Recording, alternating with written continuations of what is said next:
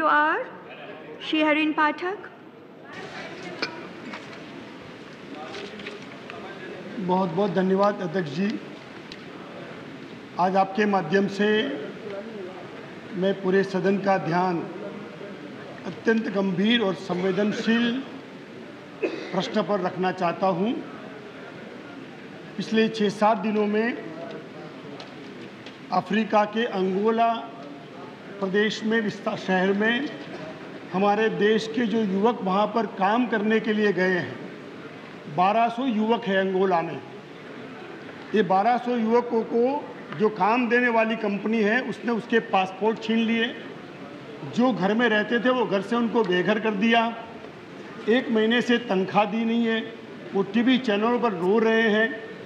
इनकी हालत इतनी दयनीय है कि आज उसमें से आज 1200 में से 40 तो गुजरात के हैं।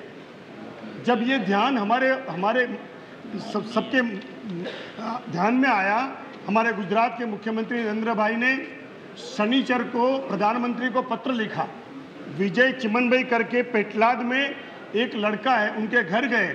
मेरी आपसे यही करबद्ध प्रार्थना है कि 1200 भारतीय नागरिक वहां पर फंसे हैं और उसमें भी युवक हैं जो रोजगार के लिए गए हैं। और ये आजकल नहीं होता है। जब भी विदेशों में हमारा युवक जाता है, काम करने के लिए जाता है, तो उनके साथ यही व्यवहार किया जाता है कि उनका पासपोर्ट पहले से जब्त कर लो, उनको तनख्वाह मत दो, जो काम सौंपा है उससे दूसरा काम करवाओ। इसके कारण मैं आपसे यही कहना चाहता हूँ कि तुरंत से तुरंत सरकार इस पर कार्रवाई करे।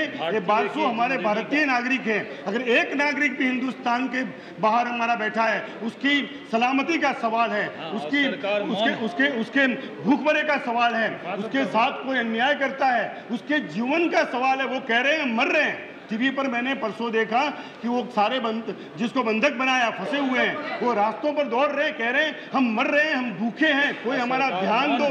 ये टीवी चैनलों में आया है, तो आपके जंगलों में छिपे हैं। आपके माध्यम से मैं सरकार से अनुरोध करूंगा कि तुरंत विदेश मंत्रालय से संपर्क करके हमारे 1200 जो युवक फंसे हैं, भारतीय नागरिक फंसे हैं, 40 गुजराती हैं, उनको देश में वापस लाने का काम किया जाए। उनको तुरंत ही संरक्षण दिया जाए। उनको जो भी सुविधा की जरूरत है, उनकी सलामती की चिंता कर दी जाए। यही मैं आपसे प्रार्थना करता हूँ। आपने मुझे समय दिया, बहुत बहुत धन्यवाद। सरकार से चाहूंगा कि क्योंकि 1200 लोग हैं, Associate with this. Srimati